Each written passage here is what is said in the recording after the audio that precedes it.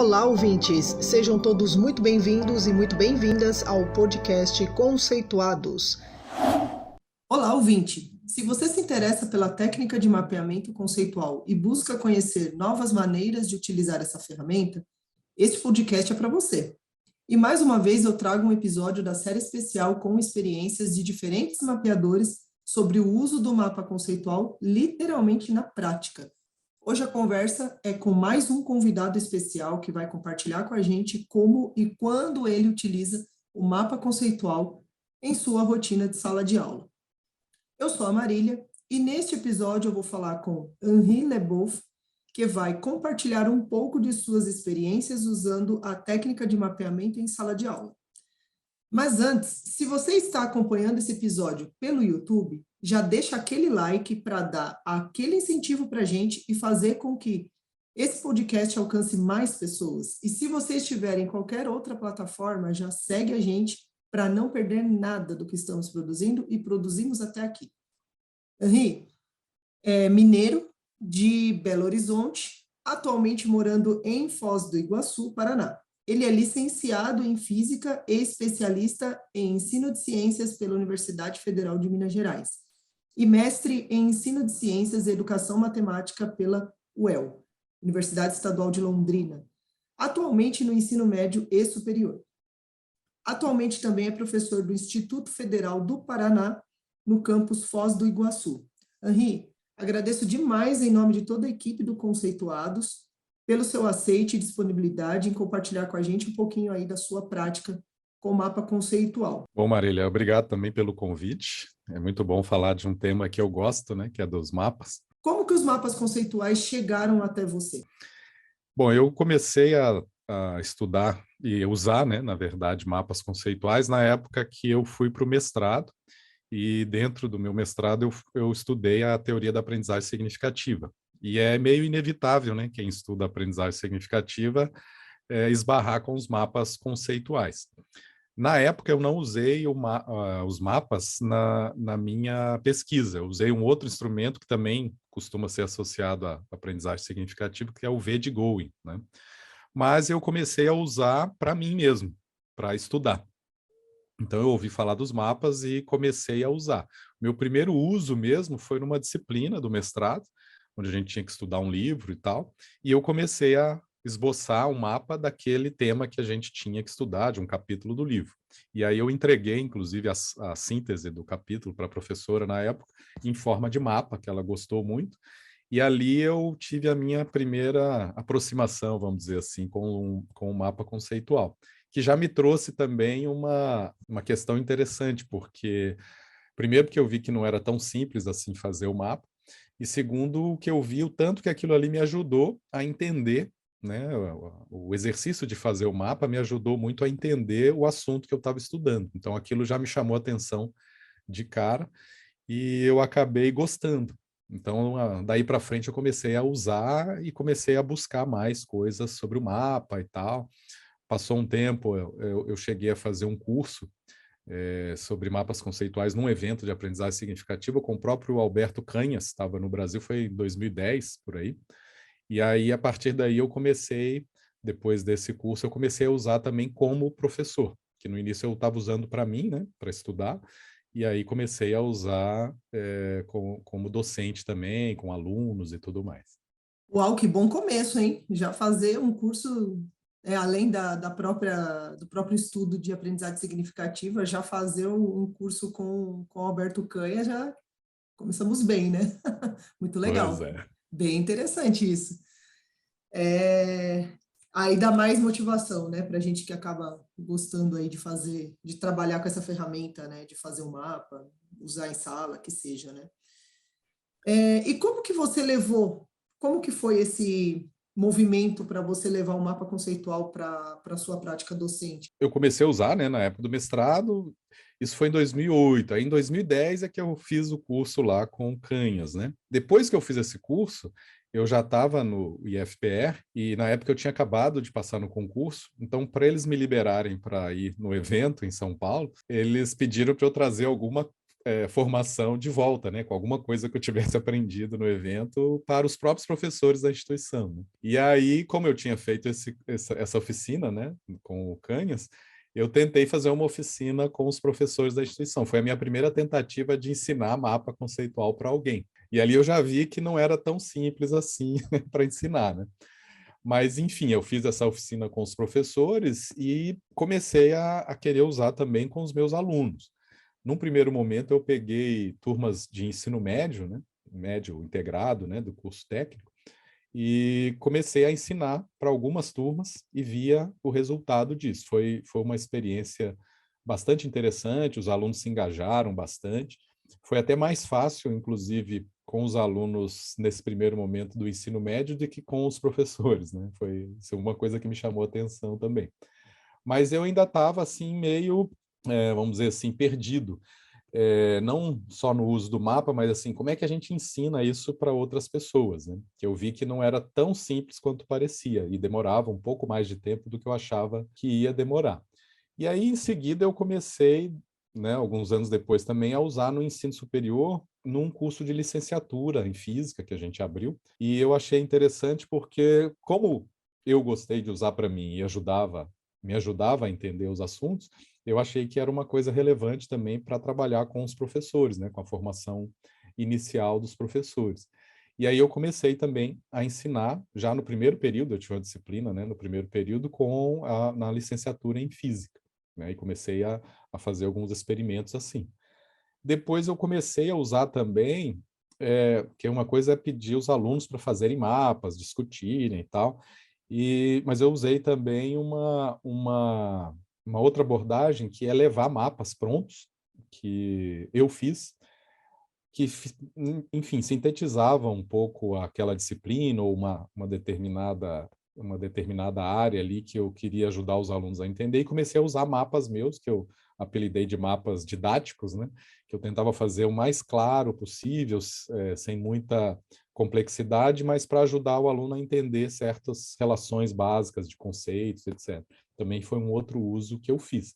E desde então eu venho usando dessas duas maneiras aí, os mapas com os meus alunos. Nossa, te ouvindo me remete um pouco no meu começo também, quando que não faz, eu não tenho o mesmo tempo de experiência de mapa com o que você tem, mas por um acaso é engraçado que na mesma época que você falou que teve contato com o mapa por conta da aprendizagem significativa, foi o mesmo ano que eu tive contato em saber que isso existia quando eu ainda estava na graduação. Ok, tudo bem. E E aí depois, só quase 10 anos depois, que eu fui realmente ter contato com a técnica para falar, ó, esse negócio aqui tem um nome e chama mapa conceitual, isso serve para isso, para isso, para isso, que aí foi quando, né, eu acabei conhecendo pelo professor Paulo, né, aí quando eu fui, me tornei aluna dele na pós-graduação, né.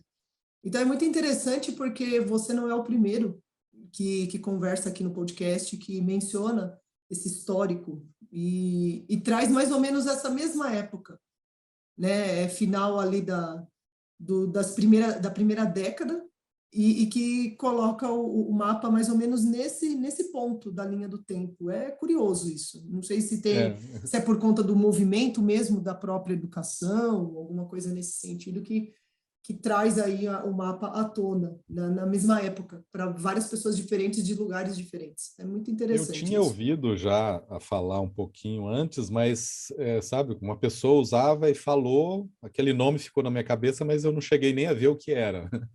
Então, só na época mesmo do mestrado é que eu fui mexer e percebi a utilidade Então, do mapa. é muito interessante isso, porque eu tive também numa disciplina de graduação, a professora pediu para a gente fazer, mas também foi aquela coisa, né, ah, faz aí tal coisa desse jeito, tá bom. E eu achei na época, assim, espetacular, mas parou ali, nunca mais tive contato.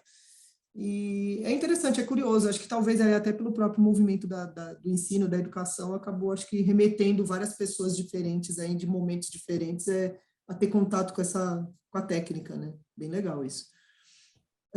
Mas continuando aqui nessa nossa conversa, pensando no aluno quando você chegou nesse ponto de começar a ensinar, ter vontade de ensinar essa técnica para eles, como que você fazia? Você estabeleceu, você criou um jeitão?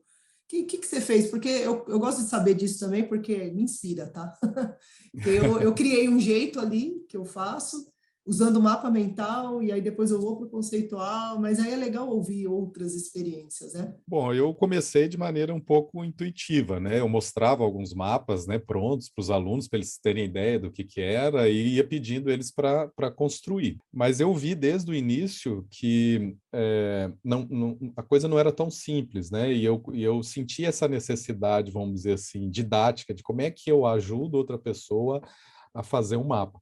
Porque quando eu comecei a fazer, eu também comecei de maneira intuitiva. Eu não estava assim afinado com a técnica. Só que como eu fui fazendo e gostando, eu fui ali fazendo outro, e né, buscando coisas na internet e tal, e fui me envolvendo. Mas na hora de ensinar para os outros, eu vi que era mais difícil um pouquinho, né? Aí, mas eu né, continuei fazendo e tal, dei curso para os alunos, vi que a gente precisa de um tempo para poder começar a fazer, apresentava mapas e selecionava um tema e pedia para eles fazerem. Geralmente o tema que a gente estava trabalhando ali no momento da disciplina. Mas mais para frente, principalmente quando eu comecei a usar na licenciatura, né, alguns anos depois eu comecei a usar na licenciatura, eu fui vendo uma necessidade de buscar um pouco mais de informação sobre como é que a gente ensina mapa. E aí eu comecei a andar mais pela internet, etc. Depois eu comecei a achar as publicações do próprio professor Paulo, né, da USP, e ali eu comecei a ver que tinha gente, então, dando umas dicas interessantes ali pela internet. Aí comecei a fazer, teve uma época que eu comecei a assistir os seminários, né, online, foi até na época da pandemia, fiz aquele curso do Coursera, aquele curso me ajudou bastante. Quando eu fiz aquele curso, eu estava pensando muito nisso, eu quero ver como que o pessoal está ensinando para me ajudar aqui a ensinar para os meus alunos, né? E eu achei muito interessante, acabei depois fazendo a disciplina, né, de mapas conceituais e aprendizagem colaborativa. E acabou que esses estudos e essa busca mexeu e mudou bastante a maneira como eu ensino mapas conceituais. Então, hoje, por exemplo, numa licenciatura, eu coloco lá exemplos prontos, discuto exemplos prontos para eles entenderem a estrutura de um mapa, depois eu dou um tema para eles fazerem, e depois que todo mundo faz, a gente faz um processo de aprendizagem colaborativa, com um corrigindo o mapa do outro e fazendo mapas colaborativos. Esse processo que eu aprendi, principalmente nos cursos com o professor Paulo, mudaram bastante o rendimento, inclusive dos alunos e tudo. Eu achei que foi uma coisa que funcionou melhor para mim, mas foi bem, bem interessante. Nossa, é bem legal mesmo, né? Quando a gente consegue desenvolver, né, uma estratégia, encontrar uma ferramenta. Não precisa ser só os mapas, né? Claro, mas a gente está aqui querendo valorizar essa ferramenta justamente para disseminar ainda mais, né? Para que ela alcance mais gente. E aqui você falou já exatamente um pouco já do que eu ia colocar nessa próxima pergunta, né? Em termos de benefícios que você, como professor, conseguiu perceber que os seus alunos tiveram, né, ao longo desse processo, desde quando você começou a levar isso para a sua sala de aula, né? Você já falou em termos de rendimento, né? Tem algum outro tipo de benefício que você vê, assim, claramente por conta do uso dessa ferramenta? Eu acho que tem duas coisas. Assim, primeiro, que ajudou os alunos a construírem os mapas e questionarem, trocar informação entre eles. Eu acho que isso foi um ponto interessante. Nesse sentido que eu falei que ficou um pouco mais eficiente, porque eu entendi que isso ajudava os alunos a entender melhor o mapeamento conceitual, inclusive, né? Mas eu acho que uma das coisas assim mais ricas é essa troca entre os alunos, né? E você fazer mapa, um corrigir o mapa do outro, construir mapas em grupo, etc. Eu acho que ajudam muito nessa troca, né? E uma coisa que eu acho assim que é bem relevante mesmo é a forma dos alunos compreenderem como eles estão aprendendo o tema. Porque o mapa, na minha opinião, ele ajuda a gente a se distanciar um pouco dessa concepção meio dicotômica, né, de certo e errado, eu sei ou eu não sei um assunto, e a gente vai mais na direção de construção, porque eles vão, à medida que apresenta o mapa, a gente discute que mapa não existe o mapa certo e o mapa errado, né? Mas sim aquele mapa que está representando o que a gente entende naquele momento sobre aquele tema, e isso vai ajudando, porque na hora das discussões, das colaborações, aqueles mapas vão se modificando e o próprio aluno vai percebendo que a compreensão dele sobre o tema vai se ampliando mais progressivamente. Não é aquela coisa assim, eu não sabia, agora sei, mas ele vai vendo as mudanças, as novas relações que ele vai fazendo, vai enriquecendo o conhecimento dele, e eu acho que isso é um dos pontos fundamentais. Obviamente não é só o mapa que faz isso, mas eu acho que o mapa conceitual ele ajuda muito no aluno perceber o processo de aprendizagem dele. Eu acho que isso, para mim, é um ponto bem fundamental, que eu acho que é um benefício bem relevante, assim, pelo menos no que eu tenho percebido. Eu concordo muito com você nesse sentido de colocar eles na situação de questionar, de falar, né, da proatividade, e quando eles percebem, né, eu acho que eles ficam até um pouco mais seguros quando você mostra para eles que o fazer o mapa, você terá a vivência de fazer mapa em vários momentos, não vai te levar ao mapa certo ou ao mapa errado, e sim ao mapa do momento, né? É o mapa, para hoje é isso. Tá, o que eu não estou entendendo, o que eu entendo bem já, né, é criar o tal do portfólio, né? E eu acho que isso que é interessante, né? Claro que como a gente já falou aqui, tem outras ferramentas, né, que dá para usar, mas eu acho que o mapa ele ajuda tanto nesse sentido que por isso que eu acho que essa proatividade acho que fica visível para quem é professor, né? E acaba mostrando para o aluno que o pensamento dele vai mudando, né, de maneira progressiva e não Sim. tira um pouco essa ideia de que agora eu sei, antes eu não sabia, mas assim, que ele Uhum. vai construindo, né? Isso eu acho que é bem interessante. Bom, a gente tem aí, eu teria muitas perguntas, na verdade, né? Existiriam tantas outras, mas eu quero só pedir, muito rapidamente, que você pudesse deixar alguma dica, se você quiser compartilhar alguma dica, alguma experiência. Olha, acho que a principal dica é insistir no mapa, porque da mesma forma que a gente demora um pouco para aprender qualquer assunto novo, o mapa também a gente não aprende, né? Construir um mapa a gente não aprende de uma hora para outra. E fazer, refazer, fazer várias vezes é uma coisa bem importante para a gente realmente aproveitar o potencial do mapa, assim. Então, essa coisa de insistir e fazer vários, eu acho que é uma dica importante aí para a gente. Legal, a persistência, porque como ele não é tão fácil assim, né? Porque requer um pouco mais de esforço, realmente tem que ter persistência, né? E fazer sempre. Henri, eu quero agradecer, então, mais uma vez por você ter aceitado esse convite, agradecendo, né, em nome de toda a equipe do podcast Conceituados. Eu que agradeço e acho que essa iniciativa do podcast é bem interessante.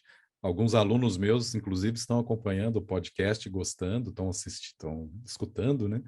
E agradecer também pela oportunidade de participar, porque é um assunto que eu gosto bastante, né? Então, poder compartilhar a experiência uns com os outros, eu acho que é uma coisa bem interessante, né? Então, eu só tenho a agradecer aí o convite. Bom, hoje a experiência compartilhada foi do Henri, amanhã pode ser a sua. Obrigada pela sua audiência, fique ligado, fique ligada nos próximos episódios do nosso podcast. Faça a sua parte, compartilhe esse episódio com aquela pessoa que também precisa conhecer esse conteúdo. Aproveita e escolha a sua plataforma preferida para ficar por dentro de tudo que está sendo produzido para você. Conceitue-se você também. Além do podcast, você pode encontrar informações sobre o nosso grupo de pesquisa e o conhecimento produzido no canal do YouTube, Facebook e LinkedIn Mapas Conceituais, e o nosso perfil no Instagram,